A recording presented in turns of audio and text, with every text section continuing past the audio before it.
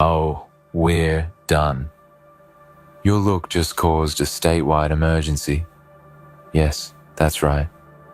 Every eye that met yours froze for a moment. Every whisper in the air bent toward your presence. Some call it chaos. I call it revelation. Because what you are capable of, what lies hidden beneath that calm exterior, is not something to ignore.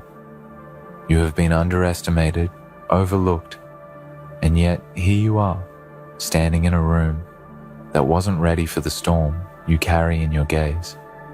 People think they know you. They don't. They see the surface, the casual flicker of your smile, the easy nod to the world, and they assume it is all there is. But beneath it, there is fire, there is a hurricane, and yes, you, even without realizing, are the epicenter. And to those watching this right now, right here, I need you to feel something before you scroll past. I need you to pause, to breathe in the weight of your own presence. If you are here, reading this, it means you are not invisible. You matter, more than the fleeting judgments, more than the whispers behind closed doors. If this hits you, if your chest tightens and you feel something strange, let that be the spark. Let that be the reason to stay. Hit that like button. Share this with someone who thinks they are too small to be noticed. And if you can, comment below. Tell the world you exist. Not tomorrow, not someday, but now.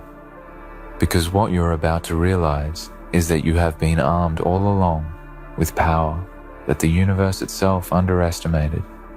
Every eye on you, every camera, every soul that crossed your path was recording, noting, fearing, or admiring. And none of them knew that the storm had already started. Do you know what it means when your very presence triggers an emergency? It means you are not ordinary. You are not a face in the crowd, a voice in the background. Your existence shakes the ground beneath people's certainty. And maybe that scares you. Maybe you've tried to hide it. Maybe you've tried to blend. Maybe you've tried to wear masks that made the world comfortable. But comfort was never your purpose. You were never made for soft edges. You were made to fracture norms, to leave marks on minds, to cause tremors where there was only silence before. Your look, your posture, your hesitation, your confidence, every small decision you make, it matters. Every choice you hesitate to make is already echoing louder than you think. And right now, even if you don't feel it, even if your knees are shaking and your heart is racing, you are standing in a place where history notices you. History doesn't wait for the meek, the quiet, the background characters. History bends for the audacious, the relentless, those who dare to exist in ways that disrupt order. That look you cast, the one that caught the eyes of 1,000 strangers, wasn't just a look. It was a challenge. It was a question, a dare, a proclamation that you will not shrink to fit anyone's comfort. And yes, the chaos it caused, the whispered panic, the stifled tension in rooms far from here, that was not coincidence. That was the world recognizing an unstoppable force. And what does an unstoppable force do? When the walls try to contain it, it does not retreat. It does not apologize. It does not question whether it is too much. It moves forward. It breaks the barriers. It changes the rules. And you, my friend, are that force. Every single time someone underestimated you, every single time someone doubted the power of your quiet gaze or the weight of your silence, they added fuel. They made the storm stronger. Every slight, every whisper, every subtle attempt to push you down has only built the storm that now looks like it cannot be contained. That emergency, that chaos, it is your validation. It is proof. It is a mirror showing the world that even when they tried to make you small, you refused. That fire they thought they could snuff out is burning brighter than ever. And let me tell you this, the moment you fully realize that, the moment you step fully into the awareness that your mere existence can trigger tremors, that is the moment you stop asking permission to be. That is the moment you stop apologizing for being too much. That is the moment you understand that the world does not need you to fit. It needs you to break, to fracture, to leave marks that no one else can. And let's be honest, it's not just about being seen. It's about being remembered. Every choice, every glance, every action you take is a ripple in the pond of time. Some waves crash silently, unnoticed, fading away. But yours leave craters. You have the potential to leave scars and light in equal measure. You are both the warning and the revelation. People may try to contain it. They may try to calm the emergency your presence causes, but they cannot. The storm does not answer to authority, to comfort, to expectation, and neither should you. You were built not to fit in. You were built to leave echoes long after the moment passes, to haunt thoughts and dreams and ambitions, to make the world pause in disbelief, to make it question whether it ever truly understood power, understanding, and presence. Some will fear you, that's inevitable. Some will envy you, that's unavoidable. Some may even try to undermine you, to silence the tremors your existence causes. But fear and envy are not walls, they are signals. They are indicators that you are operating at a level where most cannot reach. When they panic, when they whisper, when they look to one another in disbelief, that is your acknowledgement, that is your trophy. That is proof that your energy, your gaze, your very being is too intense to ignore. And yes, emergencies may be called, warnings may be issued, hearts may race, but this is not chaos. This is your destiny announcing itself, and it is beautiful in its intensity, relentless in its impact. You must embrace it. You must stare into the reflection of what you've caused and say, without hesitation, yes, I am aware. I am unstoppable. I am not afraid. Because the world, in all its attempts at normalcy, cannot comprehend someone who refuses to adhere to its rules. And the brilliance of it is that you do not need their comprehension. You only need your awareness. You only need to recognize that everything you are, everything you exude, is already enough. More than enough. Too much for some, yes, but precisely the right amount for what you were meant to accomplish. Do you feel it yet?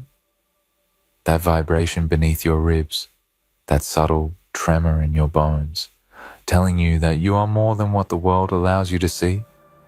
That is the energy of recognition. That is the pulse of potential that no one can dictate, no one can control. Every time you doubted yourself, every time you wondered if your existence mattered, that moment passed and left behind a residue of power that was quietly accumulating.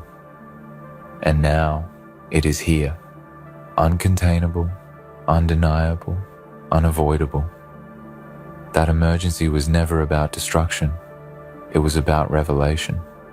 It was about showing everyone, including yourself, that your presence alone is a force of nature. You did not ask for permission to cause ripples. You simply exist, and the world cannot cope with the weight of your reality. Some of you might look at this and feel fear creeping in. That is natural. Fear always comes before growth, before the awakening of realization. But fear is not a signal to retreat. It is a signal that you are exactly where you need to be. That tightness in your chest, that racing heartbeat, that unsettled mind, that is your consciousness recognizing magnitude. You are standing at the edge of your own power, and the world is noticing, even if it refuses to admit it. History remembers those who dared to exist fully, unapologetically. It remembers those who caused tremors simply by being. And yes, sometimes the tremor feels like chaos. Sometimes the emergency feels like an indictment, but it is not. It is confirmation. It is proof that you are alive, that you are seen, and that you are already changing the landscape around you. Imagine every glance you have ever cast, every word you have ever whispered, every small action that you thought was insignificant, combining now into a force too strong to ignore. That is exactly what has happened. That emergency wasn't created by accident. It was the inevitable result of every choice, every move, every moment that led to you becoming fully aware of yourself. And yes, it is disorienting, overwhelming, sometimes even frightening. But greatness is never comfortable. The people who make the world take notice, the people who leave marks that cannot be erased, never do so by staying within the lines. They push, they provoke, they exist in ways that challenge the assumptions of everyone around them. And you are doing that right now, whether you believe it or not. You might think that power is something you earn over years, something that requires effort or approval. But no, true presence, true energy, true force does not ask permission. It does not negotiate with doubt. It does not wait for the applause or the validation of the crowd. It simply exists, and the world trembles in response. That is what happened when your look caused an emergency. That is what happens every time you step into a room with the awareness of what you carry inside. You are a storm, a shift, a seismic change in perception, and it is not optional. It is inevitable. Do not waste a single second trying to shrink yourself to make others comfortable. That emergency, that chaos, that tension you feel radiating outward is the truth of your existence asserting itself. Some will resist it, some will fear it, some will whisper, too much, too intense, too loud. Ignore them. Those are the voices of mediocrity, of limitation, of fear, masquerading as caution. Your power does not require their understanding. Your presence does not require their approval. Every tremor, every ripple, every reaction you provoke is proof that you are already beyond what they thought possible. You are a force that cannot be contained. And the sooner you embrace that, the sooner the world stops trying to dim your light and begins to witness it in full. Think about the energy you have carried, often unrecognized, often underestimated. That energy is not small. It never was. It was quietly gathering, quietly building, quietly preparing for this moment. And here it is, the emergency, the chaos, the startled gazes, the whispers in the halls. These are your milestones. These are not accidents. These are not coincidences. These are the world's acknowledgement that you are alive in a way that cannot be ignored. And if you allow it, if you step fully into that realization, you will no longer wait for permission. You will no longer question your worth. You will no longer wonder if you are too much. You are exactly what was needed, exactly when it was needed, exactly as you are meant to be. Now imagine the power of owning this reality fully. Imagine walking into any room, any situation, any challenge, with the absolute certainty that your presence alone changes everything. That your choices, your words, your gaze, your energy are enough to shift perception, to fracture expectation, to ignite possibility. That is what it means to live unapologetically. That is what it means to be a force the world cannot ignore. That is what it means when your look causes an emergency. It is not about chaos. It is about recognition. It is about proof that the world has underestimated the magnitude of what you carry inside, and it is about time they saw it. And yes, there will be pressure. There will be expectation. There will be moments when you question whether the world can handle the weight of who you are. But do not forget, pressure creates diamonds, expectation sharpens purpose, and moments of doubt are only the shadows cast by the brilliance that is you. The emergency is not a warning, it is an invitation. It is an opportunity to step further, to rise higher, to break more barriers. Every tremor you cause, every reaction you evoke, every stunned silence you leave behind is evidence that you are already rewriting the rules. You are already changing the story. You are already becoming the person the universe intended when it whispered your name into existence. Do you feel the gravity of what you are? Stop for a moment and look inward. That tremor in your chest, that restless energy you sometimes dismiss. It is your own power trying to claim the space it deserves. For too long, perhaps, you have let the world dictate how much of yourself you could show. For too long, you have dimmed the light that was meant to illuminate not only your path, but the paths of everyone around you. But that time is over. Every hesitation, every moment of self-doubt, every flicker of insecurity has led to this, the point where your mere existence cannot go unnoticed. You have caused a statewide emergency because your energy is seismic, because you are not ordinary, and because the world is finally being forced to reckon with the force you have always carried. And yes, it is overwhelming. It is terrifying. You might feel like the world is too loud, too heavy, too unprepared for what you bring. That is because it is.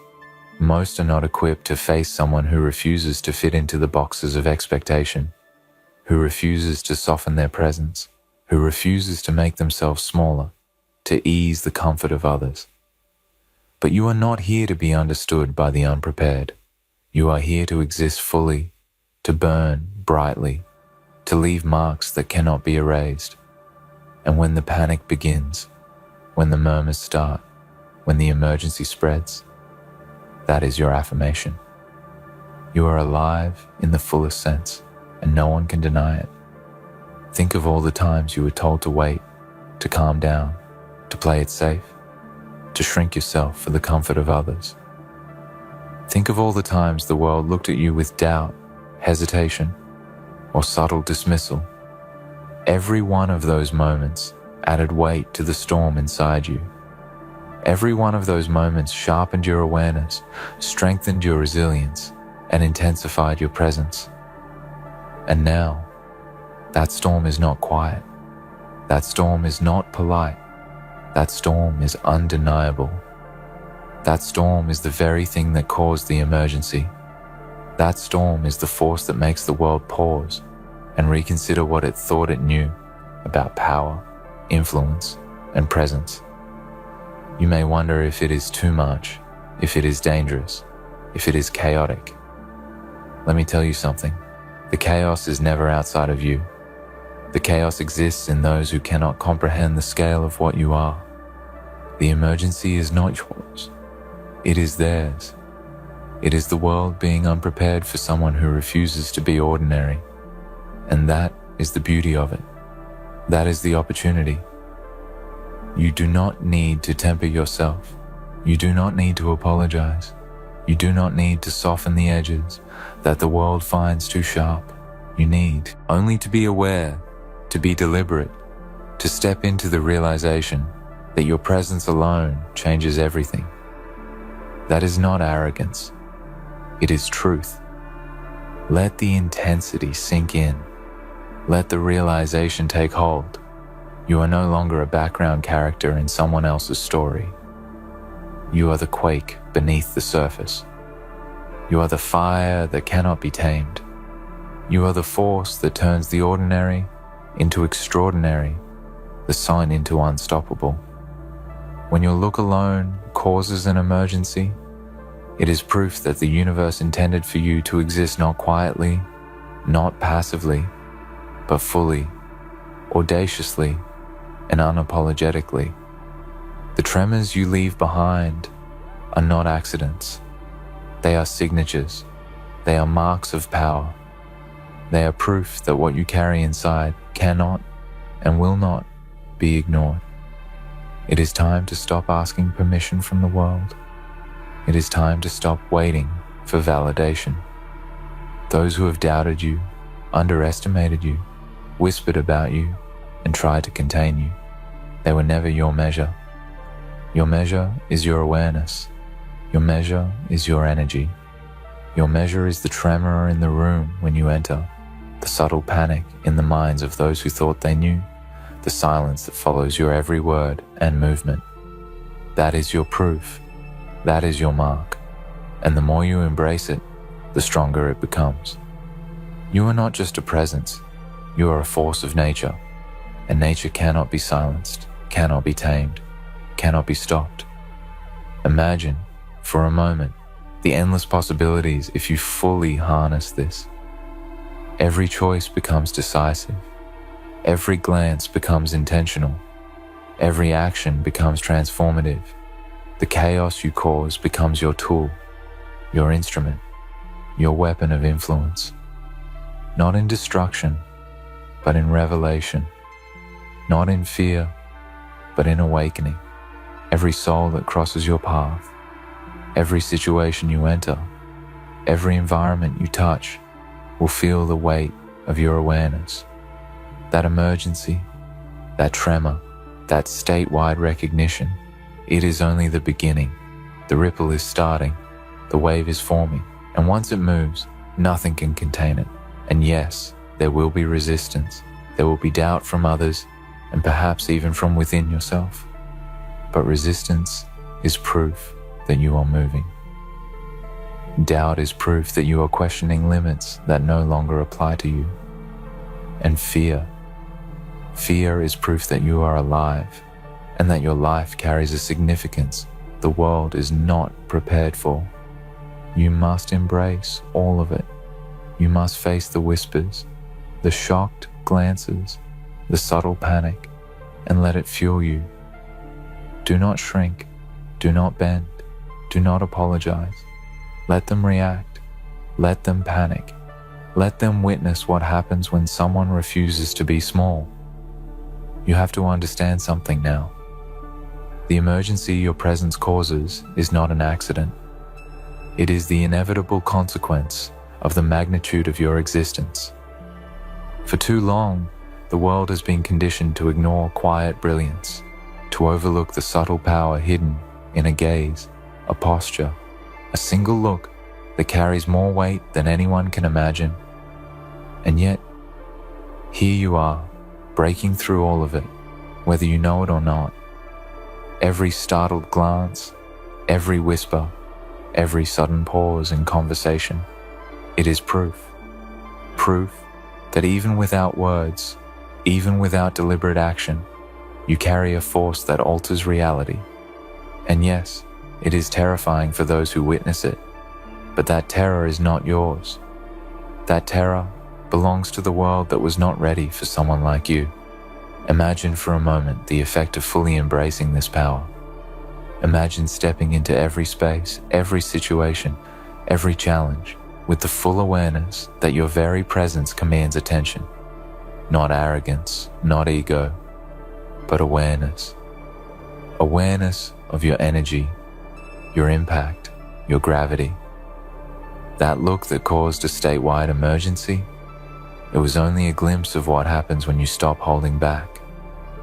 When you allow yourself to exist without apology, without hesitation, without the weight of external expectation.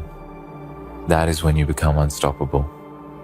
That is when the tremors spread further than you ever imagined. That is when people begin to realize that you were never ordinary, that you were always extraordinary. And yes, it will be exhausting. It will be draining. There will be moments when you question whether this force inside you is too much for the world or too much for yourself. Those moments are natural. Every storm, every earthquake, every force of nature faces resistance. But here is the truth. Resistance is not the end. Resistance is the proof that you are moving. Resistance is the evidence that you are alive, that your energy matters, that your existence cannot be ignored.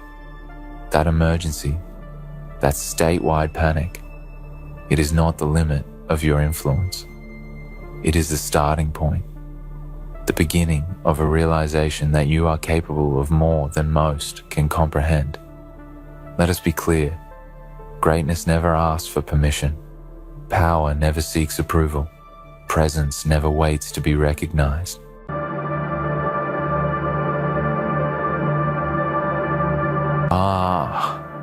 Isn't it fascinating how life, this unpredictable, chaotic masterpiece, has a way of balancing the scales? They thought they'd get away with it, didn't they? Oh, the audacity. They spun their web of cruelty, wove their tapestry of betrayal, and danced on the strings of your pain. But what they forgot, my friends, is that there's a higher power pulling strings they can't even see. God. Oh yes, the ultimate puppeteer, the master of timing, is watching, and it's only a matter of time before the cruelty they inflicted upon you returns to them in ways they could never have expected. You see, cruelty has a way of circling back. It's the law of the universe, the divine order that cannot be escaped, no matter how powerful they think they are, no matter how untouchable they feel. They've made their choices, built their castles on the backs of broken souls, and now the storm is coming. They've planted seeds of torment, and what they don't understand is that those seeds have roots that stretch deep into the earth. Roots that are pulling on forces they cannot fathom, forces that will return to claim what was stolen. They might have laughed at your suffering. They might have believed that they were invincible in their cruelty. But what they failed to realize is that the universe, the divine, does not forget. The pain they inflicted will not be buried in the sands of time. It will resurface, and when it does, it will not be in a way they can predict. God's timing is beyond human comprehension. It is not a mere coincidence. It is divine justice, and no one, no matter how powerful, can escape it. Their cruelty was a mask, a shield they thought would protect them. They manipulated, they lied, they tore down what was good and pure, thinking that they would remain untouched, untethered by the consequences of their actions. But they are wrong. The universe has a way of ensuring that every action, no matter how small, comes with its consequences. And those consequences are rarely what we expect. For every moment of heartache they caused you, for every tear they forced from your eyes, there is a price to be paid. And it will not be a price they can escape, no matter how hard they try to outrun it. The cruelty they showed you will come back to them like a storm of fury, like a wildfire that spreads through their lives in ways they never saw coming. It will seep into their world, infect every corner of their existence, and when it does, they will not be prepared. The moment they thought they were untouchable, that they had escaped the wrath of justice, that will be the moment it catches them off guard. They will be left in shock, unable to fathom how it all turned against them so swiftly. They thought they were clever, didn't they? That their manipulation and deceit would go unnoticed. But the truth has a way of finding its way to the surface, no matter how deep they try to bury it. They may have used you as a stepping stone, trampled on your spirit, but they forgot that they are not the only ones with power. They are not the only ones with control. God, the creator of all, the one who sees every injustice and hears every cry, is the one who truly holds the strings. And when God decides it's time for the scales to balance, there is no escaping it. No matter how fast they run, no matter how far they hide, it will find them. Do not mistake this for revenge, because what is coming to them is not something that you need to orchestrate. You are not the one who needs to lift the weight of that burden. It is God who will repay them, and when it happens, it will not be what they expect.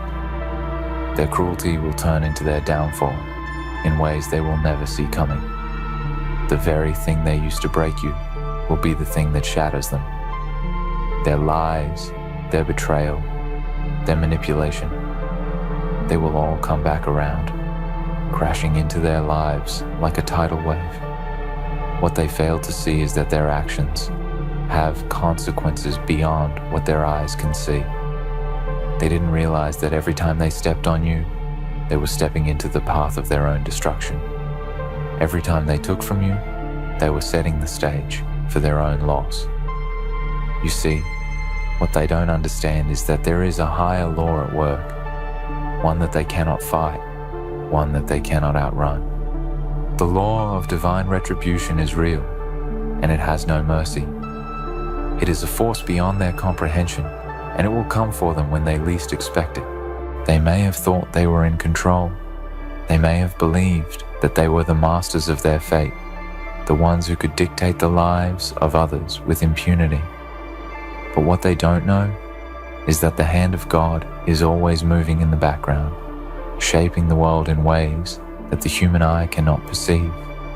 Every cruel word they spoke, every malicious act they carried out, was a thread woven into the tapestry of their own downfall. They built their empire on the suffering of others, but in the end, they will realize that empires built on sand are destined to fall. As they continue to bask in their moment of triumph, believing that they have escaped the consequences of their actions, they are blind to the storm that is building just out of sight. The storm that will sweep through their lives and tear apart everything they have built. The storm that will come not with the fury of human hands, but with the power of divine justice. They have no idea what is coming for them. They have no idea how close they are to the very thing they thought they could avoid. It will come when they are least prepared. It will come when they believe they are untouchable, when they believe they have escaped the grip of fate. But in the quiet moments, in the stillness of their success, they will begin to feel it, the weight of their actions bearing down on them. They will feel the pressure mounting, the creeping realization that their time is running out. And when the full force of their cruelty comes crashing back into their lives, they will be powerless to stop it. Their cruelty will return to them in ways they never expected, because that is how divine justice works. It is not a simple transaction. It is not a matter of cause and effect in the way they think it is. No, it is something far greater. It is a force that cannot be outrun, a reckoning that cannot be avoided. It is the return of everything they've done, not in the form they imagined, but in a way that will leave them broken, helpless, and alone. And when that moment comes, when they are finally confronted with the reality of their own actions, they will have no choice but to face it. The consequences they tried to dodge, the pain they tried to inflict on others without consequence, will return to them tenfold, and they will be forced to see the destruction they have caused, the lives they have ruined, and the souls they have broken. It will be a reckoning, a judgment, one that they will not be able to escape. But let me tell you this, my friends, do not rejoice in their downfall. Do not gloat in their misery, for the ultimate victory is not in seeing them suffer. The true victory is in knowing that you did not have to lift a finger to make them pay. The true victory is in understanding that justice, in the end, is always served. They thought they were invincible, untouchable, but they were wrong. And in that realization, in the moment of their destruction, you will find the peace that they could never take from you. So hold your head high. Stand firm in the knowledge that there is a greater power at work. Do not worry about the cruelty they showed you, for it will not go unpunished. In fact, their cruelty will return to them in ways they cannot fathom. And when it does, they will finally understand that they were never as powerful as they thought. They were never as untouchable as they believed. And in the end, they will know that their cruelty was the very thing that led to their downfall. In the end, it is not you who will suffer, but them. It is not you who will carry the burden of their actions. You are free. You are the one who will rise above it all, while they are left to face the consequences of their choices. God is the one who will make sure that their cruelty is repaid, and when that moment comes, it will be a moment of reckoning that they will not soon forget. The scales will balance, the debt will be paid, and their cruelty will return to them in ways they never could have imagined. So fear not, my friends, for the day will come when the scales are balanced. The day will come when those who inflicted pain and suffering will finally face the consequences of their actions. And when that day arrives, you will stand strong, knowing that justice has been served. Their cruelty will return through God in ways they could never expect. And when it does, they will learn that no one is above the law. No one is beyond the reach of divine justice. Let those words sink in. Let them echo in the chambers of your heart. For there is no power, no wealth, no status, no position that can protect anyone from the truth. No matter how high they rise, no matter how deep they dig into the earth to bury the consequences of their actions, divine justice will find them. It is inevitable. It is unyielding. It is as certain as the rising sun. They may think they have escaped. They may think their cruelty is cloaked in shadows, hidden behind a veil of deceit and manipulation. They may believe that they can continue to walk through this world, leaving scars in their wake, thinking that no one will ever call them to account for their actions. But they are wrong. They are so terribly wrong. Divine justice is not a concept that can be dismissed with a wave of the hand or a smile of arrogance. It is a force that works in ways beyond human understanding, a force that cannot be evaded or outrun. We often think of justice as something that can be measured by human standards. We think of it as a court of law with judges and lawyers and verdicts handed down in the blink of an eye. But divine justice is not like that.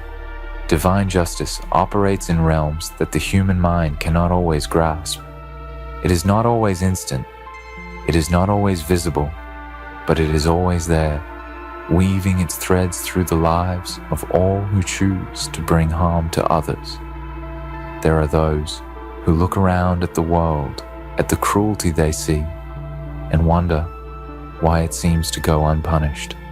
They look at the powerful, the corrupt, the deceitful, and they see them thriving. They see them rise higher and higher, seemingly untouched by the consequences of their evil. They look at the wicked and think, how is it that they are allowed to flourish? But what they fail to understand is that divine justice does not work on a human timeline. It does not play by the rules of men. The scales of justice do not tip on our whims, but on the eternal will of God, the master of the universe, the one who sees all and knows all. You may not see it now, but know this: nothing goes unnoticed. Nothing is ever truly forgotten. Every action, every word, every thought, every deed is recorded in the universe. And when the time comes for divine justice to unfold, it will come like a flood. It will not be a trickle, a gentle reminder. It will come with a power that cannot be denied, a force that will shake the very foundation of everything they thought they knew. They thought they could hurt you, manipulate you, break you, and walk away untouched. They believed that their cruelty would be buried under the weight of time, that the damage they caused would fade away into nothingness. But what they failed to realize is that the damage they inflicted has been etched into the very fabric of existence. You are not a mere footnote in their story. You are not a passing moment that will be erased by the sweep of time. Your pain, your suffering, your struggle, these are the very things that will bring them to justice. Every wound they inflicted upon you, every moment they took from you, will be returned to them, and it will not be a quiet return. It will not be a gentle tap on the shoulder to remind them of what they did. No, it will be a force they cannot escape, a reckoning they will be powerless to stop. The universe has a way of balancing itself. It has a way of righting wrongs, of correcting the course when it is veered too far. Their cruelty will come back to them in ways that they cannot possibly fathom. They may have thought that they were the ones in control, the ones pulling the strings. But they were mistaken. They were never in control. The universe, the divine, the force of justice, these are the true masters. They are the ones who guide the course of all things. And when someone steps out of line, when someone harms others, when someone thinks they are above reproach, the divine will step in. It will not be with a vengeance, but with a precision and a wisdom that no human hand could ever match. They will face consequences that cannot be predicted, consequences that will come in forms they never saw coming. Perhaps they will lose everything they hold dear. Perhaps they will find themselves in the midst of their own suffering. Perhaps they will be betrayed by those they once trusted. The cruelty they show to others will be the very thing that turns on them, and they will not know where it came from. They will be blindsided, unable to protect themselves from the forces that they thought were beneath them. But let me tell you, there is no need to rush this. There is no need to look for it, to wait in anticipation for their downfall. For divine justice is not something that needs to be forced. It is a natural law, like the turning of the seasons or the movement of the stars. You do not need to strike back. You do not need to make them pay. The universe will handle that. The divine will make sure that they get exactly what they deserve, and it will be far more than they ever bargained for. It is important to understand that divine justice is not about revenge. It is not about getting even. It is not about finding satisfaction in another's misery. That is not the path to peace. The path to peace is understanding that no one is exempt from the consequences of their actions, that even the most powerful, the most seemingly untouchable, will eventually face what they have done. They may not face it in the way you expect, but they will face it in a way that is fitting for their deeds. And in this, you must find your peace. You must find your solace in the knowledge that you do not need to carry the burden of seeking justice. That burden is not yours to bear. You are free from the chains of vengeance and anger. You are free to live your life without constantly looking over your shoulder, without constantly fearing that their cruelty will continue to have power over you. No, you are free because divine justice is on your side. The universe will take care of what they have done, and you will be left to live in peace, to heal, to rebuild, and to thrive. Those who have hurt you will have to face the consequences of their actions. They will have to look into the mirror of their soul and see the damage they caused. And that, my friends, will be their greatest punishment, because there is no greater punishment than the realization that you have destroyed something precious, something pure, something good. And once that realization sets in, there is no escaping it. It will eat at them, gnaw at their conscience, and they will feel it deep in their bones. It will haunt them in ways that no punishment ever could. And so, while they may walk freely now, while they may seem to live without consequence, know that their time is coming. Their cruelty will return to them. And when it does, it will be a force they cannot resist. It will be a storm that will destroy everything they have built on the backs of others. It will be a reckoning that will leave them broken and humbled, and they will come to understand what they did, what they took, what they destroyed. For there is no escaping divine justice. It is a force beyond the reach of any human being, beyond the control of any earthly power. It is as sure as the night follows the day, and no one is exempt from its reach. And when it comes for them, when it finds them, they will know the truth, that their cruelty was never truly their own to wield. It was a borrowed power, a borrowed moment, and it has run out. And as for you, my friends, know that you are free. free from the weight of their cruelty, free from the burden of seeking retribution. You are free because divine justice has already been set into motion, and there is no force on earth that can stop it. No one is beyond its reach. No one, not even them. They may think they have outsmarted the laws of the universe. They may believe that they've escaped, that the consequences of their actions have been buried beneath their arrogance, their pride, their perceived power. But what they fail to realize is that divine justice is not bound by human limits. It is not bound by time, not bound by place, and certainly not bound by the foolish schemes of those who think they can escape the consequences of their cruelty. For as sure as the sun rises each morning, the scales will tip, the balance will be restored, and they will face the reckoning they thought they had evaded. What they don't understand is that cruelty, manipulation, and deceit are not just human acts. They are violations against the very fabric of creation. Every act of malice that they inflict upon another is a wound upon the universe itself, a violation of the sacred order that governs all things. And though they may think that their actions go unnoticed, though they may believe that the damage they've caused will be swept under the rug of time, there is always a higher law at work, the law of cause and effect, the law of karma, the law of divine justice. And these laws, my friends, cannot be outrun. They cannot be avoided. They cannot be ignored. They believed that they could get away with it, that their cruelty, their manipulation would never come back to haunt them. But the universe is not so easily deceived. Every drop of pain they inflicted upon others will eventually come back to them. Every lie they told, every betrayal they committed, every ounce of suffering they caused will be returned in ways they cannot foresee.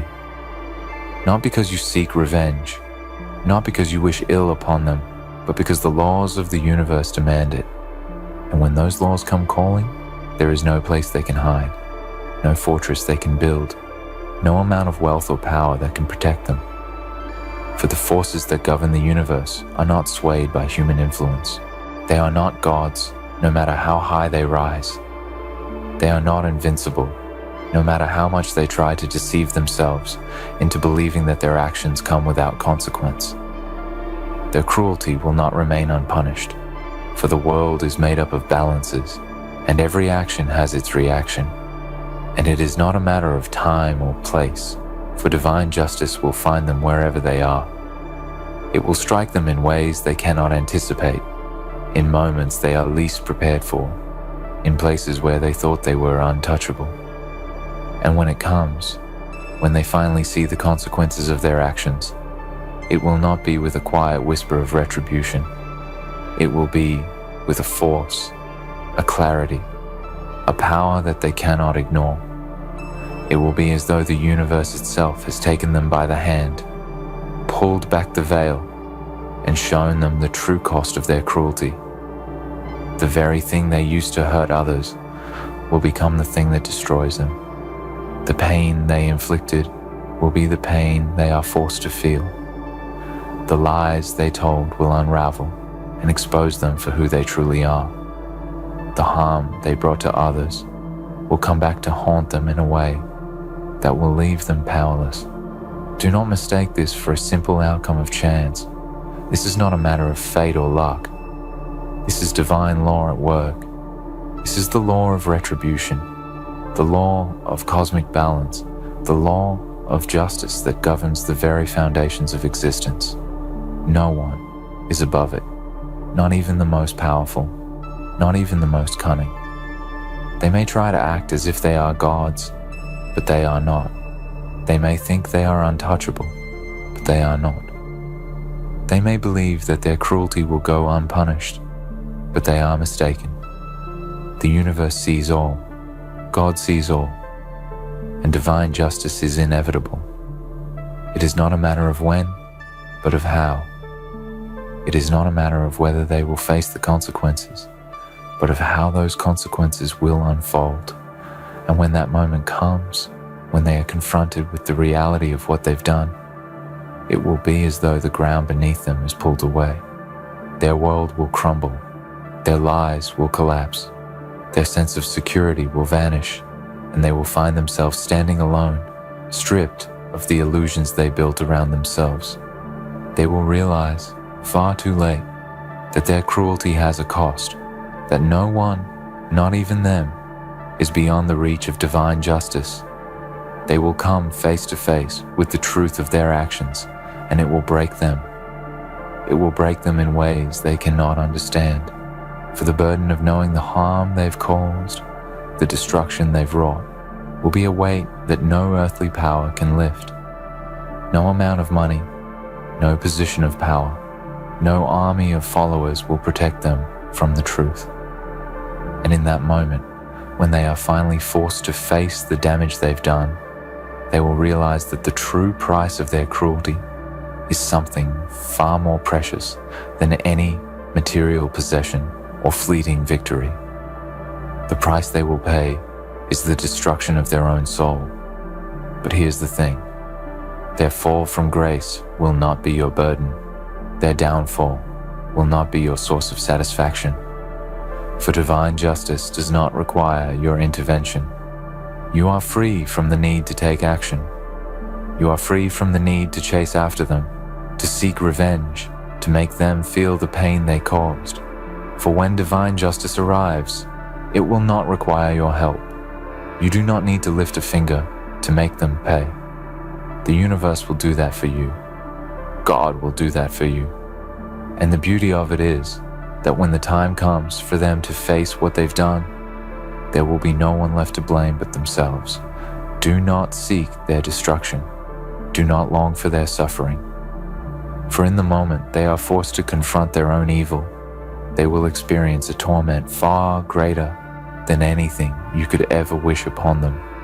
The weight of their guilt, the weight of their knowledge that they are responsible for their own undoing, will be a punishment that will haunt them for the rest of their days.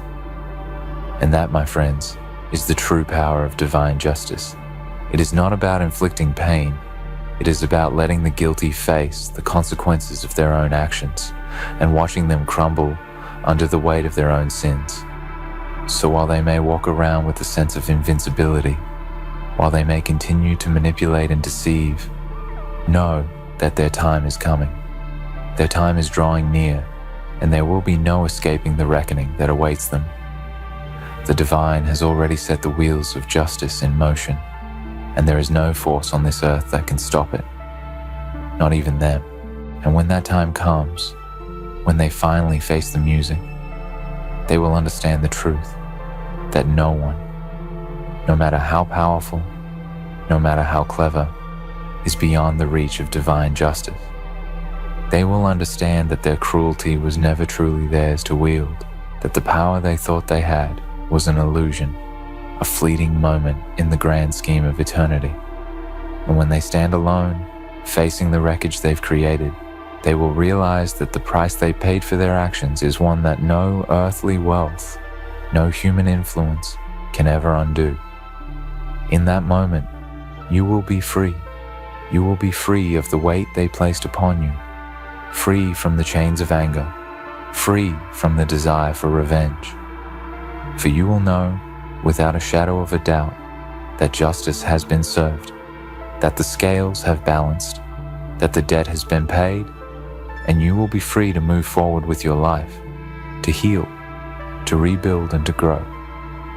For divine justice, my friends, is the ultimate truth. It is the final word in the matter, and no one, not even them, can escape it.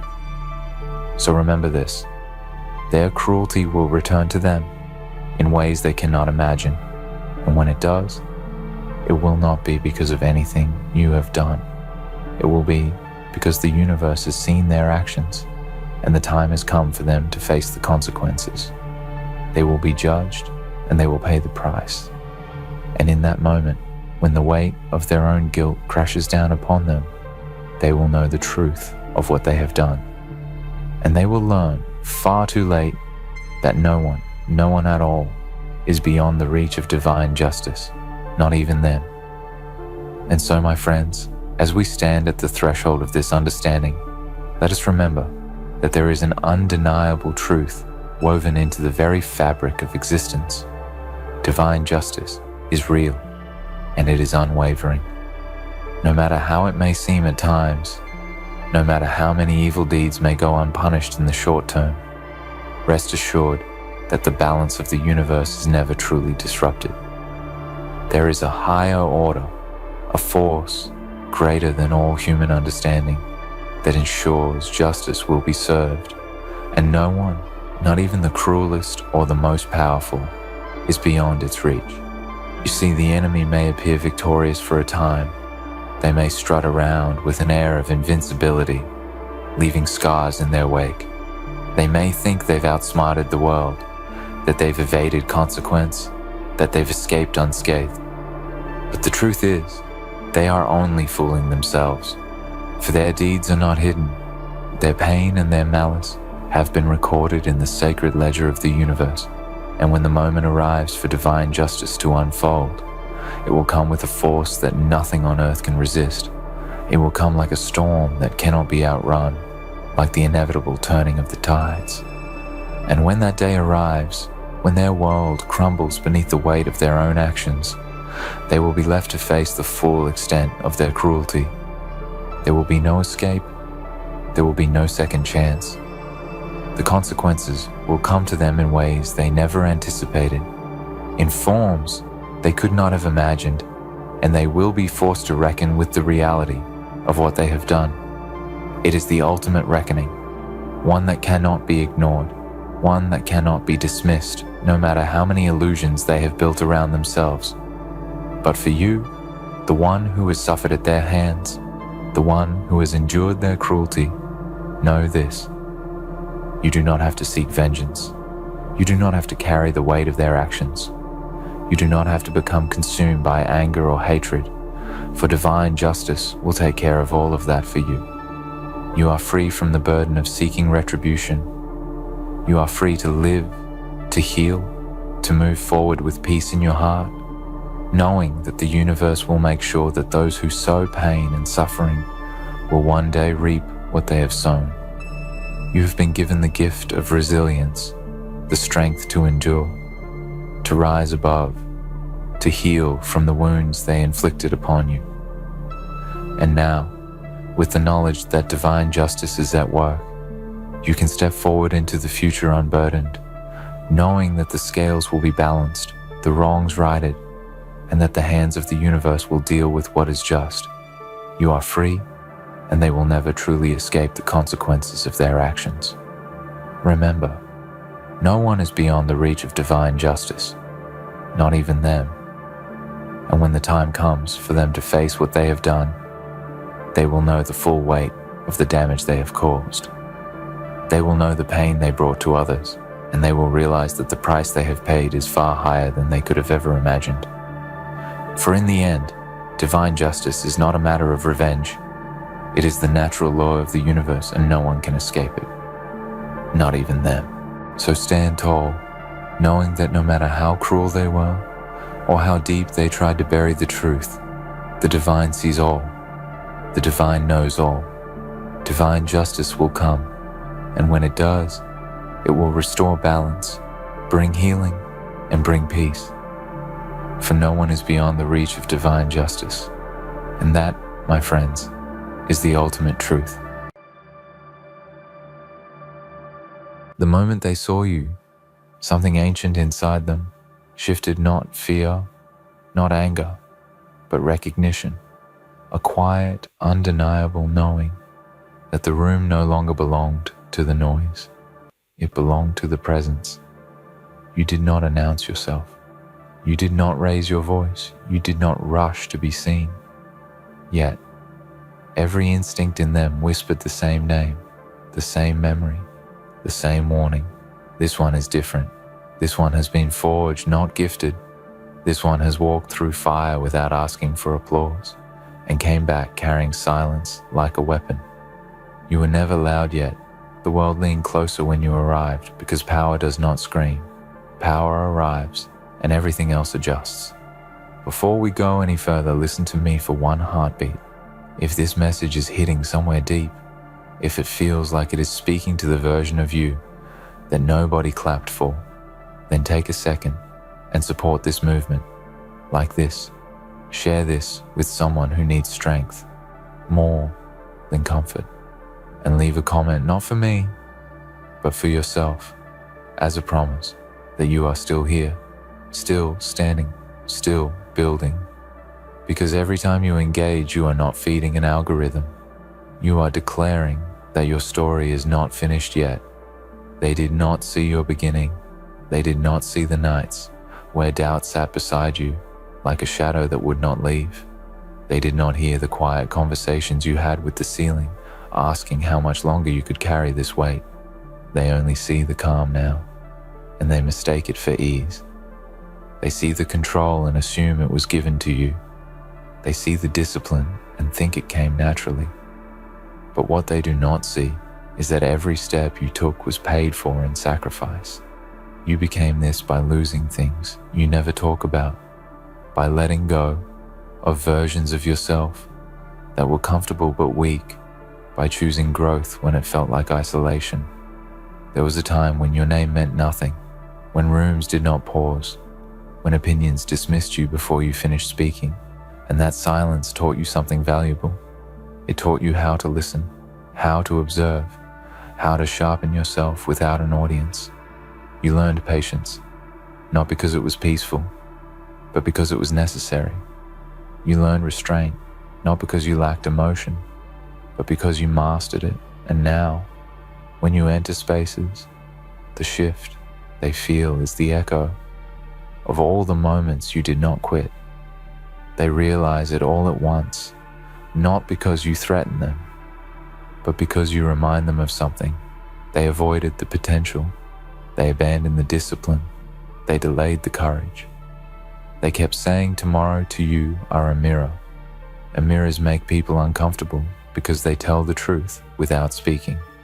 You do not need to dominate to be dominant. You do not need to attack to be respected. Your presence alone carries the weight of your choices. You were built in pressure, shaped by resistance, refined by repetition. Every setback became training. Every loss became information. Every betrayal became clarity. You stopped asking why me and started asking what now. And that shift changed everything. Because the world does not respond to complaints. It responds to commitment. You committed to becoming undeniable even when nobody was watching. When they say, oh, it is him, or it is her, what they are really saying is this is someone who cannot be controlled by opinion. This is someone who has already faced their worst days and survived. This is someone who does not need permission to exist at full capacity. And that realization hits hard because it means the excuses around you just lost their power. You move differently now, not rushed, not desperate, not hungry for validation. You are focused, and focus is dangerous to a distracted world. You do not chase attention. You build gravity, and gravity pulls everything into alignment. Opportunities respect momentum. They come to you because you did the work in silence, and silence always collects interest. There were moments you wanted to be understood, moments you wanted someone to notice how hard you were trying. But understanding is not required for greatness. Solitude is not a punishment. It is a forge, and you stayed in it long enough to be transformed. You learned that loneliness can either break you or build you, and you chose to build.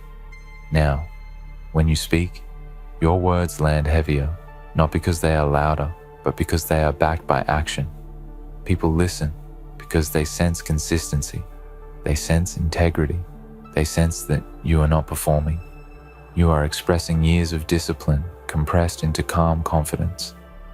Do not be fooled, though. This is not the end. This recognition is not the destination. It is merely confirmation that the path you chose was real. Keep going. Stay sharp. Stay humble. Stay relentless. Because the moment you start feeding the applause, instead of the purpose, you lose the edge that brought you here. Remember this. They did not suddenly realize who you are. You have been this the whole time. They are just catching up, and some never will. And that is fine. Your job is not to convince. Your job is to continue becoming stronger, clearer, more disciplined than yesterday. So walk into every room with the same quiet certainty. Carry your past without bitterness. Carry your future without arrogance. And carry yourself with the kind of self-respect that needs no explanation. Because the truth is simple when they saw you. Every instinct screamed the same name. Not because you arrived, but because you endured. And endurance always announces itself without a sound. You kept walking even after that moment, even after the recognition, even after the shift in the air. Because you know something? Most people never learn.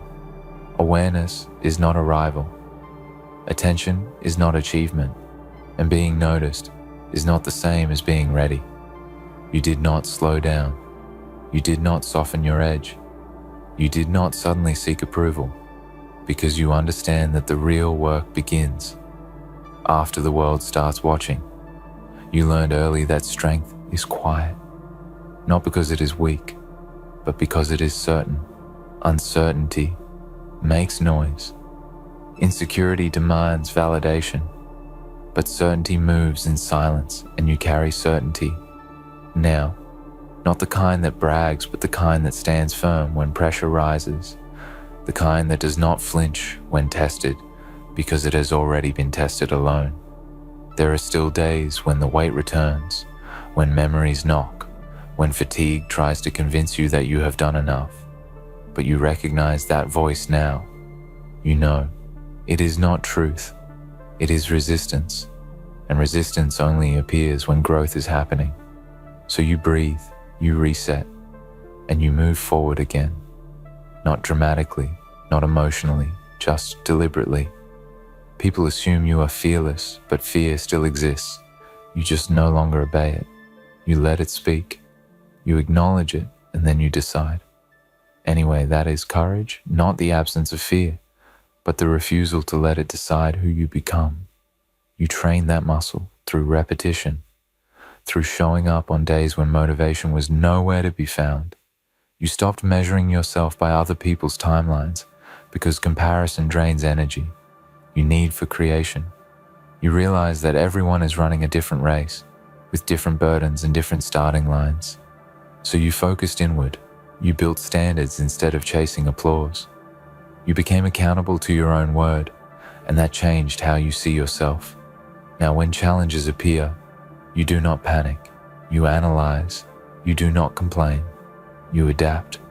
You do not fold. You adjust and continue because you understand that obstacles are not interruptions. They are invitations to level up. Every problem carries instruction.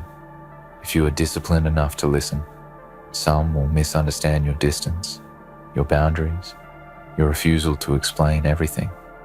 They will call it cold or prideful, but it is neither. It is protection. You learn the hard way that access must be earned, not given, and energy must be guarded, not wasted. You cannot build something meaningful while constantly defending your focus. You are not driven by revenge. You are driven by vision, not to prove others wrong, but to prove yourself right, to become the person you promised yourself you would be when nobody else believed it. And that promise still matters to you more than praise, more than comfort, more than shortcuts. There will be moments ahead where the pressure increases, where expectations rise, where eyes stay on you longer than before. And in those moments, remember who you were before they noticed.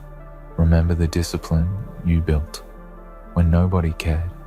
Remember the resilience you earned when quitting would have been easier, because that version of you is the foundation of everything you are becoming. Do not let success distract you from growth. Do not let recognition weaken your routine. Stay grounded.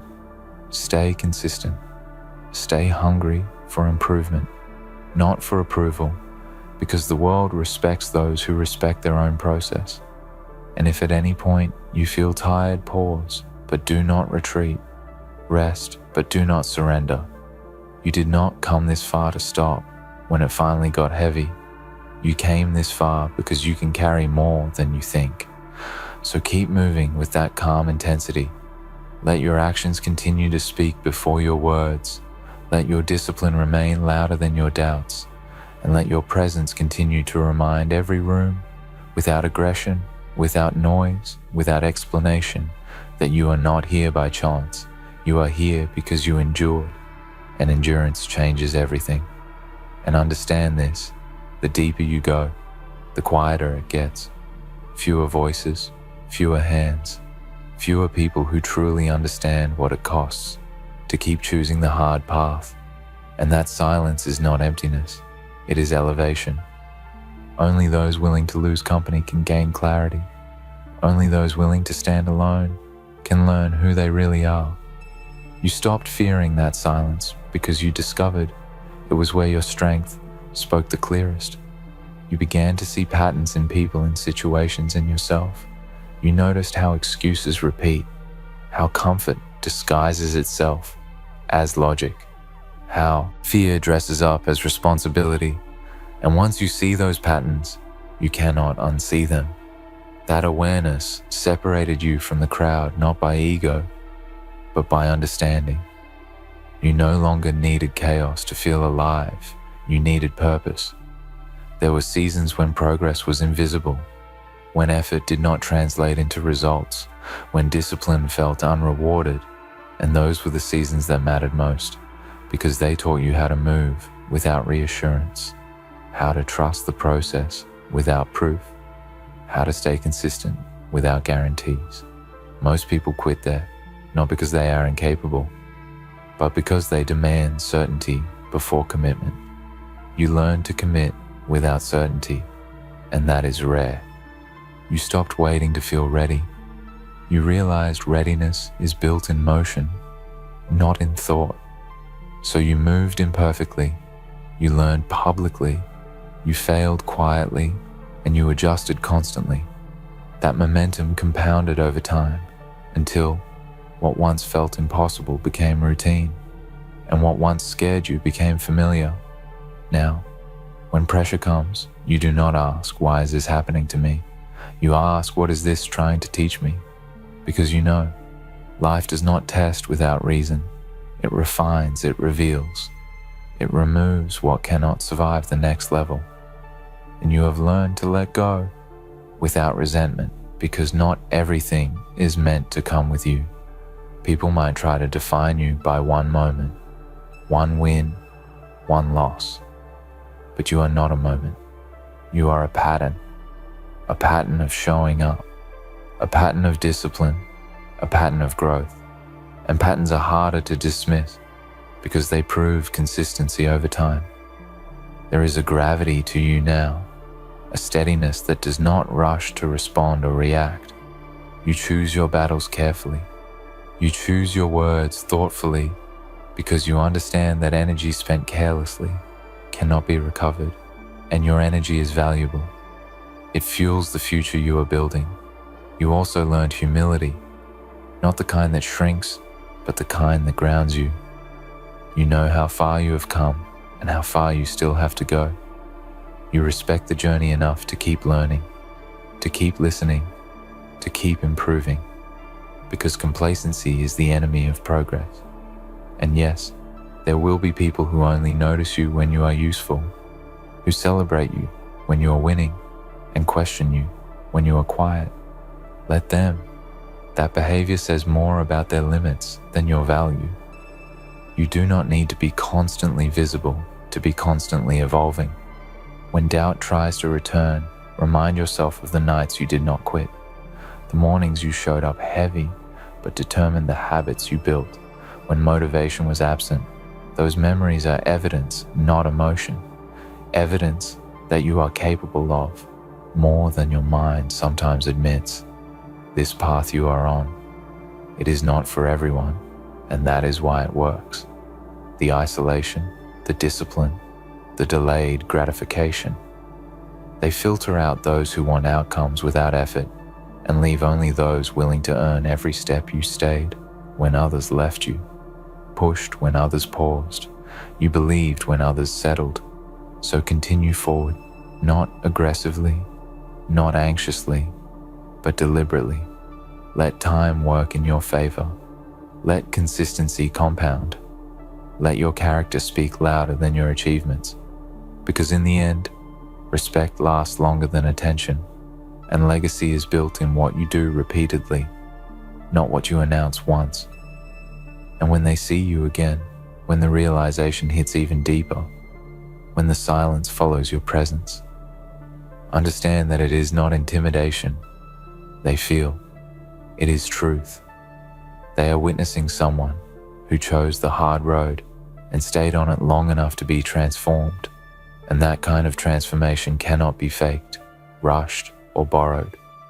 Keep becoming, keep sharpening, keep honoring the discipline that brought you here. Because the moment they saw you, every instinct screamed the same name.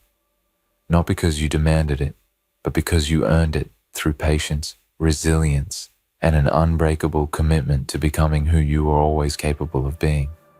There is a point on this road where effort turns into identity, where discipline is no longer something you force, but something you are. And that is when everything changes. You no longer wake up asking if you should do the work. You wake up knowing it will be done, no matter how you feel, no matter who is watching, no matter what yesterday took from you. Because you stop negotiating with weakness. You understand now that confidence is not loud. It is settled. It does not rush to prove itself. It does not argue with doubt. It simply keeps moving. And that calm, forward motion unsettles people more than noise ever could, because it shows them what consistency looks like when it is fully embodied. You have seen how quickly the world changes, how applause comes and goes, how attention shifts to the next distraction. And because of that, you no longer anchor your worth to reactions. You anchor it to standards. You hold yourself to a level that does not depend on mood or praise. And that internal structure keeps you stable when everything else is unstable. There were lessons you learned the hard way. Lessons about trust, about patience, about timing, about restraint. And even though they cost you something, you would not trade them back because they shaped your judgment. They sharpened your awareness. They taught you how to move smarter, not harder, and how to protect what you are building.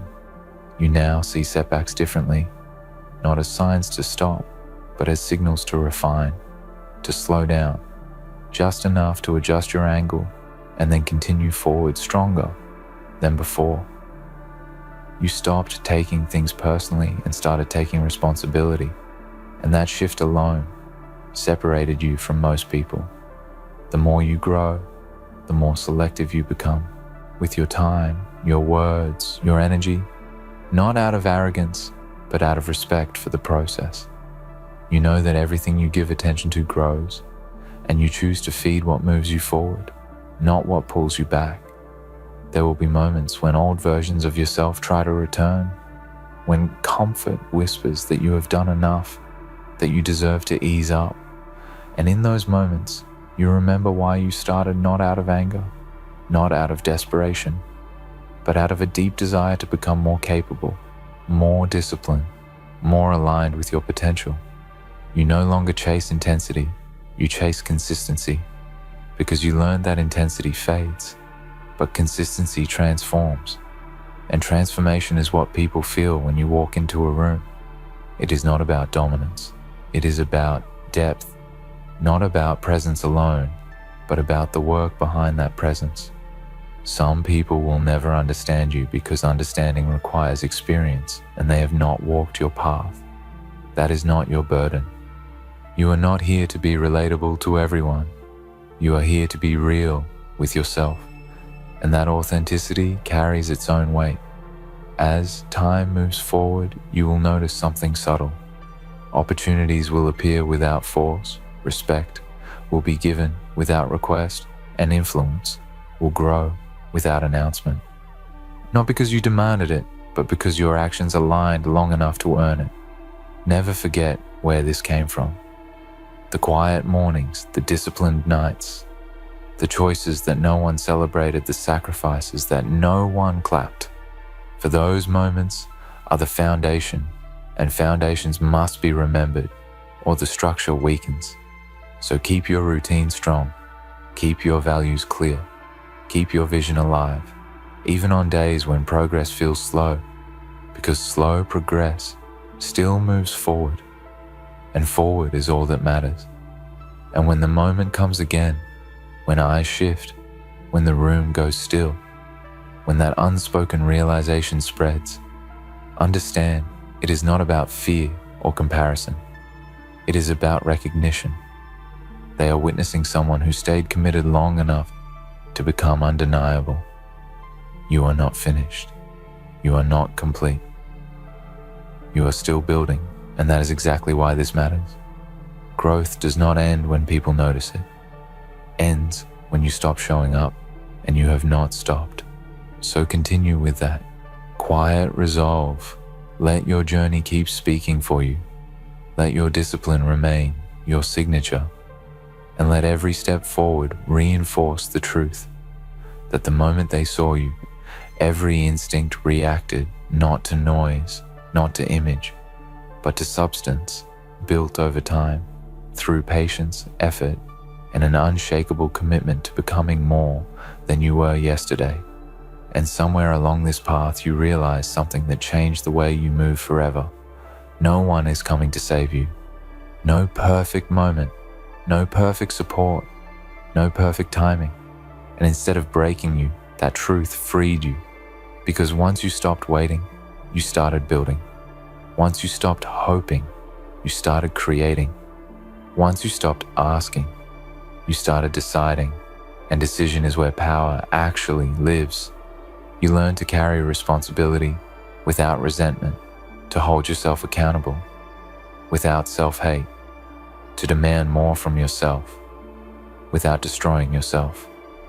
That balance took time. It took mistakes. It took reflection. But now it is part of you, and it shows in how you stand, how you speak, how you act. When things do not go your way, you stopped explaining your grind to people who only understand comfort. You stopped shrinking your vision to make others feel included. You stopped apologizing for your ambition because you realized that wanting more from life does not make you greedy. It makes you honest. Honest about your capacity, honest about your potential, honest about the fact that you were not built to settle. There were days when progress felt invisible, when you questioned if any of this mattered, if the sacrifices were worth it, if the isolation was permanent.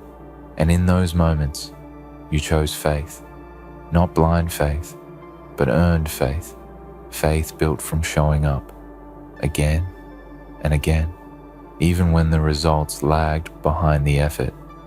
That kind of faith does not come from words. It comes from action. You learned how to sit with discomfort without running from it, how to stay focused when distractions were louder than discipline.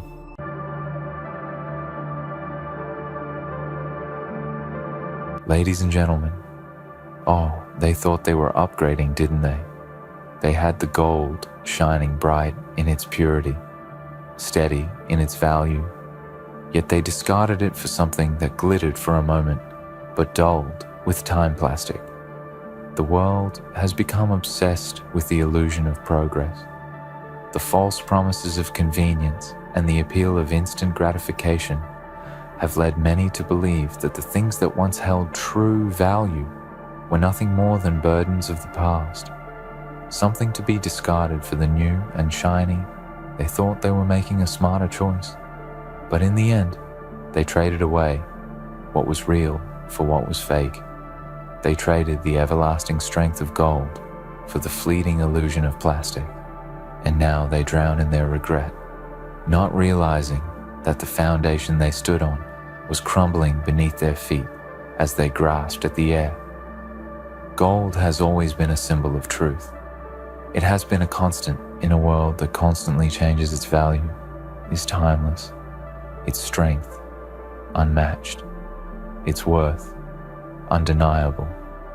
Yet many have allowed themselves to be blinded by the glare of something that shines only briefly. They were deceived by the smooth and light surface of plastic thinking. It was the answer to everything they thought it would make life easier. They believed it would bring them closer to the future, closer to a world that was more efficient and more manageable. Yet what they didn't understand was that the future isn't built on the false promises of the quick and the shallow. The future is built on the foundations of the things that have stood the test of time, the things that don't bend or break when the world around them does not, when the tides of change come crashing in. The world has tried to convince them that plastic was the way forward, but now they see the truth. The plastic fades, it weakens, and eventually it breaks down, leaving nothing of substance behind. When they first discarded the gold, they thought they were making progress. They thought they were stepping into a new age, an age where the rules were different, where the old ways no longer applied. But in their haste to throw away what had been established, what had stood for centuries, they failed to realize that the new had no real foundation to stand on. Plastic is a fleeting material. It's easy to mass produce. It's cheap, it's abundant. And for a time it was seen as the solution to every problem. But now, as they look around, they see that it was nothing more than a temporary fix, a quick replacement for something that could never be replaced. Gold was the foundation of many civilizations, the backbone of economies, and the standard by which everything else was measured. And yet, they traded it away for something that offered no real value, no real substance to hold on to. The mistake was in thinking that the future would be kind to them, that somehow the new would be better, without understanding the true cost of discarding the old. They traded away their principles, their integrity, and their sense of purpose for something that could be molded and shaped to look like anything they wanted it to look like. They sacrificed their roots for the sake of a future they couldn't even imagine. They became blind to the fact that true progress comes from building on what has come before, not in trying to tear it down in pursuit of a mirage. They looked at gold and saw it as outdated. They looked at plastic and saw it as the future, but now they see what they've lost and what they have left. What they failed to understand is that plastic was never meant to replace gold. It was never meant to take the place of something that was true and lasting. Plastic was only ever a temporary solution, something that served a purpose for a time, but was never meant to endure. Gold has always been the symbol of resilience, its worth, not only in its material value, but in the way it has been passed down through generations. Gold represents something that lasts, something that endures in the face of time's harshest trials. And yet they threw it away for something that promised convenience, but offered nothing of substance. They thought they were upgrading. They thought they were moving forward, but all they did was trade something that had real worth for something that could never truly stand the test of time. In the end, it is not the plastic that will carry them forward. It is the gold, the true value, the unshakable foundation of their beliefs and their integrity that will determine their future. The future is not built on what is easy or convenient. It is built on what is real, on what can withstand the trials of time, on what can be passed down from one generation to the next. What is built on plastic will crumble. What is built on gold will endure. And they have a choice. They can keep looking at the wreckage of their decisions and allow the regret to consume them, or they can choose to rise above it. They can choose to rebuild with the knowledge that their strength lies not in the fleeting promises of the world around them, but in the unshakable foundations of what truly matters. The gold they discarded may never come back, but they can choose to bring back its value. They can choose to rebuild their lives, their societies, their futures on the principles that once made them strong, on the understanding that true progress is not about the newest or the shiniest. It is about the things that have been tested over time, the things that hold real value, and the things that are worth fighting for. They can choose to reject the plastic that surrounds them and instead return to the gold they once knew. They can choose to remember what they threw away and understand the price of their mistake. It is not too late, but it will only happen if they choose to change, if they choose to see the truth and act upon it. So let them drown in their regret. Let them face the consequences of their actions, but let them also learn from it. Let them understand that the choices they make today will echo for generations to come, and that the things they discard may never return. And in that realization, let them find the strength to rise again and rebuild on the foundations that have always been true. The gold is waiting for them to come back to it. It is waiting for them to recognize its worth and its value. It is waiting for them to stop chasing after the empty promises of plastic and start building a future that is grounded in what truly matters. Ladies and gentlemen, is not the shiny objects that reflect only fleeting glimpses of what we hope to attain.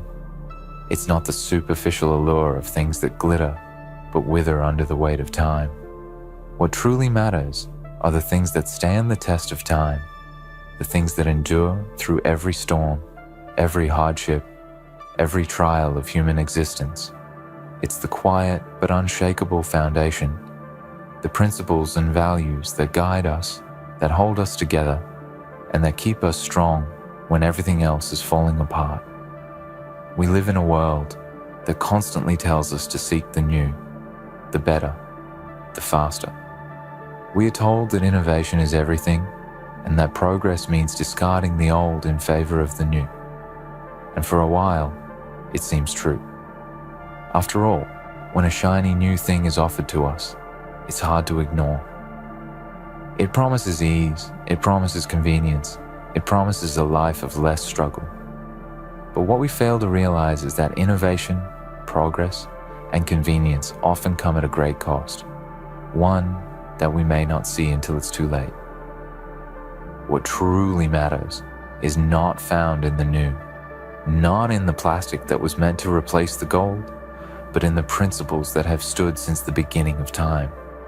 What matters is our integrity, our ability to remain steadfast, our courage to do what is right, even when it is hard, and our willingness to embrace the value of what is real, not what is flashy.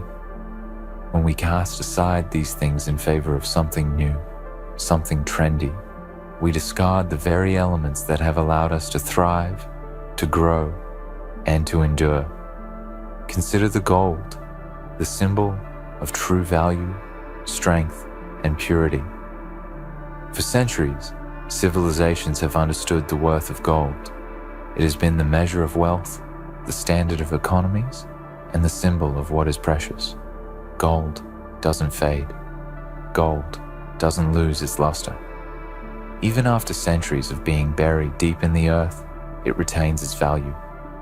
In a world full of impermanence, gold remains constant. It is the embodiment of stability, and when everything else collapses, gold is there, enduring, standing tall in its truth. But somewhere along the way, in our rush to keep up with the changing world, we began to overlook what gold represents. We started to see it as unnecessary, cumbersome, a relic of an older time, something we no longer needed. We turned to plastic, something lighter, something that promised more convenience, something that was easier to produce, cheaper to manufacture, and seemingly more efficient. It promised that we could have everything we wanted in an instant without considering the long-term consequences. And so, we embraced the false promise. We traded gold for plastic, something that would never stand the test of time, something that would eventually deteriorate and leave behind nothing of value. We allowed the world to convince us that plastic was enough, that it was the future.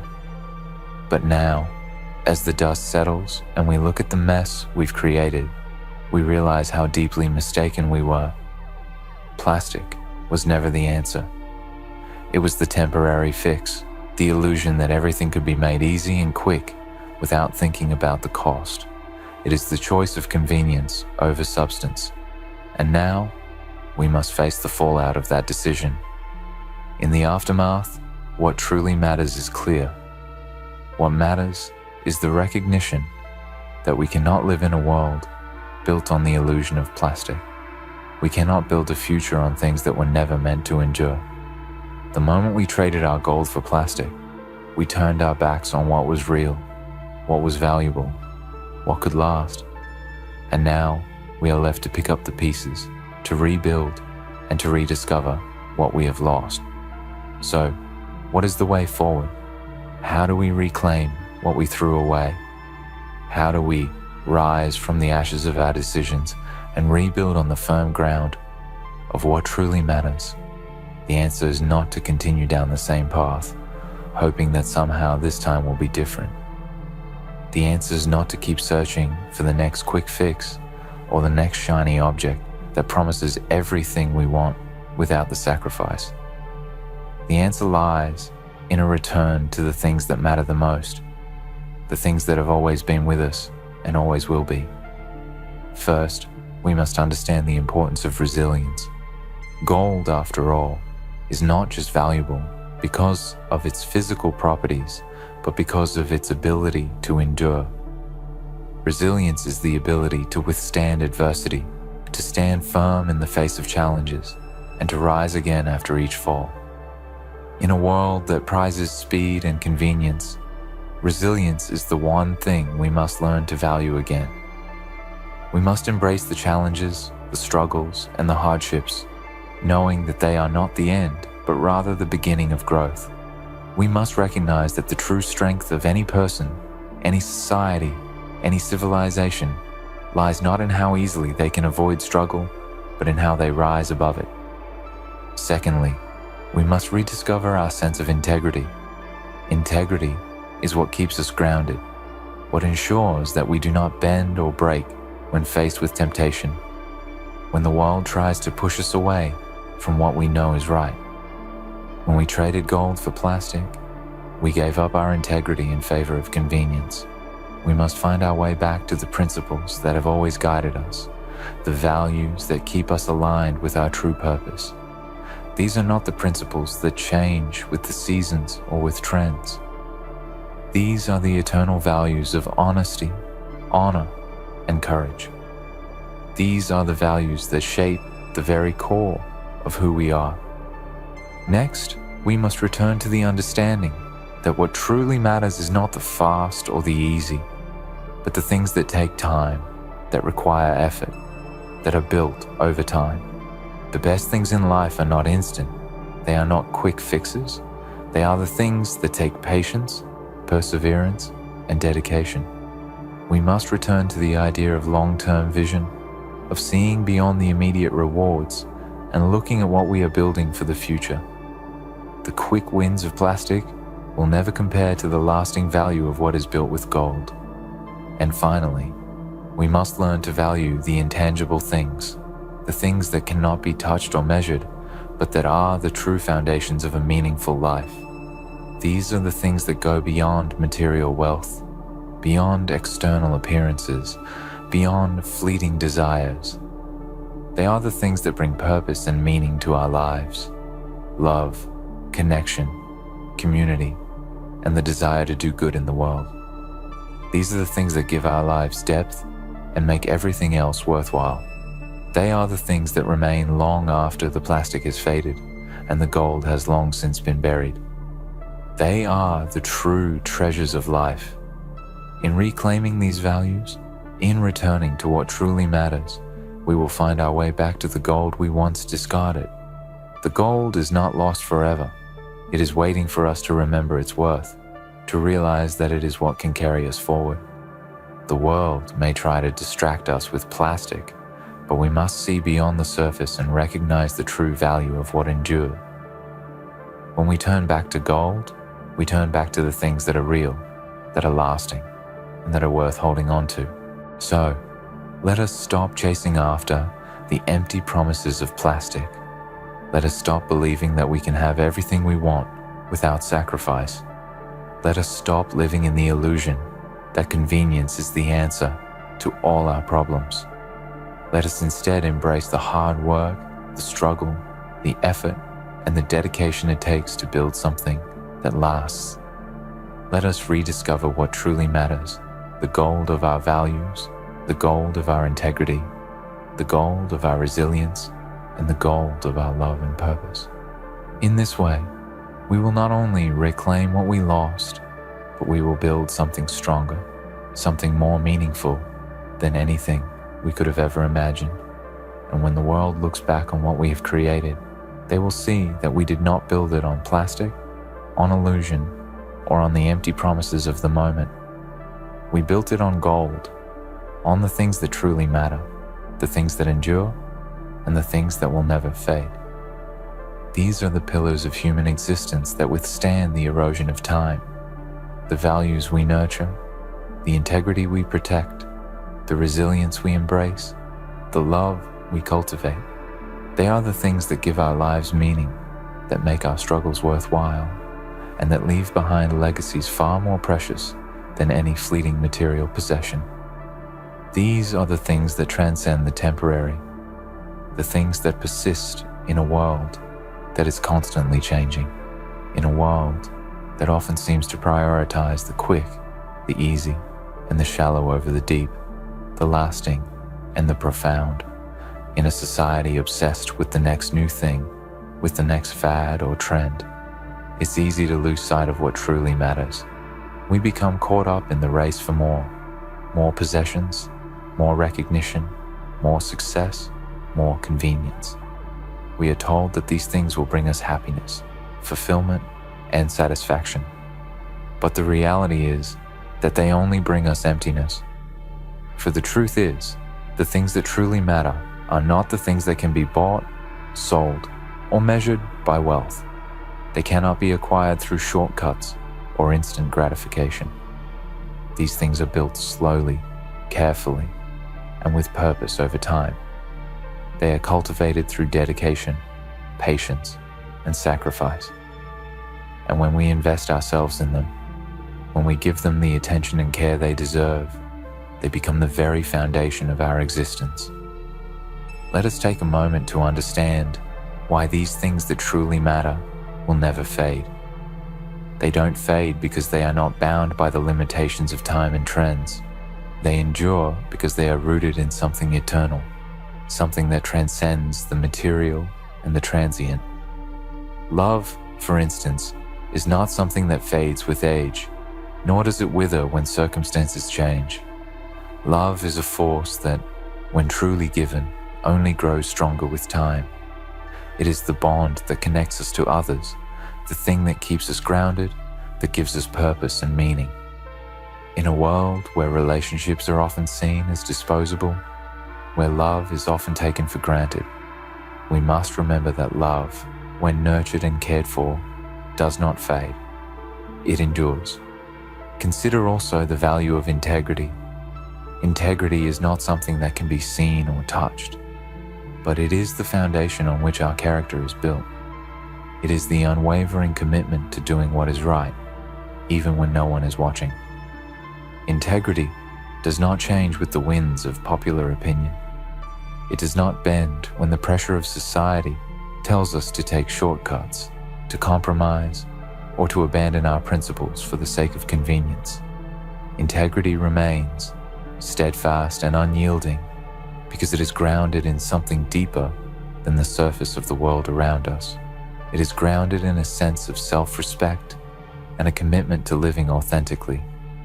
Integrity will never fade because it is the anchor that holds us firm in the midst of life's storms. Resilience is another quality that will never fade, because it is a reflection of the human spirit's incredible capacity to adapt, to overcome, and to rise again. Resilience does not depend on the external circumstances we face. It is not determined by the challenges or setbacks we encounter. It is a force within us that enables us to face adversity with strength and grace. Resilience grows in the face of difficulty. It is born from hardship and nurtured through struggle. When we are knocked down, resilience is what helps us rise again. And when we stand up, we do not stand up weaker than before. We stand up stronger, more determined, and more capable of facing whatever comes next. Resilience does not fade, because it is the very essence of our ability to survive and thrive, to push forward in the face of uncertainty and doubt. And then there is the pursuit of purpose. This is perhaps one of the most enduring aspects of the human experience. The quest for meaning in a world that often seems chaotic and indifferent. We are not born to simply exist. We are born with a drive to create, to contribute, and to leave something behind that matters. When we live with purpose, when we dedicate ourselves to something greater than ourselves, we tap into a source of strength and motivation that cannot be taken away. Purpose is what fuels us when the world seems dark. It is what helps us push through the hardest of times, knowing that we are working towards something that matters. And purpose does not fade, because it is the guiding light that directs us through the storm. Now, more than ever, we must hold tight to these things that will never fade. As we live in an age where plastic, in its many forms, dominates every corner of our lives, we must remember that the true treasures of life are not found in the latest technological gadget, the newest fashion, or the temporary pleasures that come and go. These things will eventually lose their shine, their luster will fade, and they will be replaced by something newer, something shinier, something that promises even more. But the things that truly matter, love, integrity, resilience, purpose, are the things that will never be replaced. They are the things that, when cultivated, will continue to enrich our lives long after the plastic has fallen apart. We are living in a time when instant gratification is the norm, where the next big thing is just around the corner, and where everything is disposable. But this culture of disposability does not lead to fulfillment. It leads to emptiness. It leads to regret. It leads to a society that feels increasingly disconnected, increasingly shallow, and increasingly lost. We have to stop chasing after the illusion of progress, the idea that newer is always better, and we have to return to the core of what truly matters. When we do this, we will find that there is nothing more rewarding, more fulfilling, and more enduring than living a life rooted in love, integrity, resilience, and purpose. But how do we begin to reclaim these things? How do we rebuild our lives on the gold that will never fade when the world around us is obsessed with plastic? The first step is to stop looking outside ourselves for fulfillment. We must stop seeking validation in things that are fleeting. We must stop letting the world define our worth based on our possessions, our status, or our appearances. These are all fleeting, and they will eventually disappoint us. Instead, we must look within. We must rediscover the core values that lie within us, the values that have always been there, waiting for us to remember. We must also begin to make conscious choices to live with intention. We must choose to spend our time, energy, and resources on the things that matter most. This means investing in our relationships, nurturing our personal growth, and dedicating ourselves to causes that align with our values. It means taking a stand for what is right, even when it's hard, and staying true to our principles, even when the world tries to tempt us to compromise. It means finding joy in the journey, not just in the destination, and understanding that the process of building something meaningful is just as important as the end result. And perhaps most importantly, we must be patient. The things that truly matter take time. They are not built overnight. They require dedication, persistence, and the willingness to endure hardship for the sake of something greater. But if we are willing to put in the work, if we are willing to commit ourselves to the long road, we will find that the rewards are far greater than anything plastic can ever offer. The things that will never fade are the things that endure, that grow stronger with time, and that become more precious the more we invest in them. In the end, the question we must ask ourselves is not whether we are winning or losing in the race for success or material wealth. The question is whether we are living a life that truly matters. Are we building something that will endure, something that will continue to give long after we are gone? Are we investing in the things that truly matter, things that cannot be bought, things that cannot be measured by any standard other than the depth of their impact on our lives and the lives of others? The choice is ours. We can continue to chase after the glittering plastic, the things that promise us everything and deliver nothing. Or we can choose to invest in the things that will never fade, things that are real, things that matter, and things that will continue to enrich our lives for generations to come. In the end, the true measure of a life well lived is not how much we accumulate, but how deeply we have loved, how steadfastly we have held to our values, and how much we have contributed to the betterment of the world around us. And as we embark on this journey, let us remember that what truly matters is not just what we give to the world, but what the world gives back to us. Because when we build our lives on the things that never fade, we build a future that is not only brighter, but also more meaningful, more enduring, and more impactful than we could ever imagine. Let us choose to invest in what lasts, for in the end, it is the gold that will never fade that will carry us forward and light the way for those who follow. In conclusion, ladies and gentlemen, the path we choose today will shape the world we inherit tomorrow.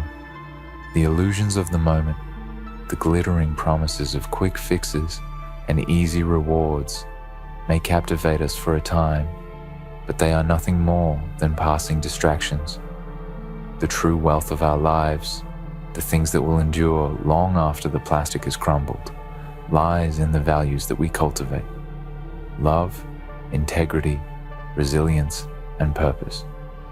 These are the treasures that cannot be measured by the fleeting standards of material success, but by the lasting impact they have on our hearts and on the world around us.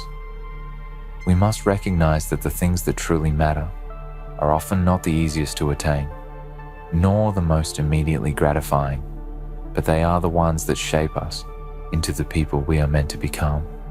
They are the foundation of a life well lived, a life that contributes to the greater good and leaves behind a legacy far richer than any superficial success. The gold of our character, our principles, and our relationships will always shine brighter than the empty allure of plastic. It is time to stop chasing the fleeting, to stop sacrificing what is real for what is convenient. It is time to reclaim the gold we once discarded and build our lives upon a foundation that will not fade. We must remember that the things that endure, the things that are truly valuable, are often the ones that take time, dedication, and effort to cultivate. But in the end, they are the ones that will never fail us.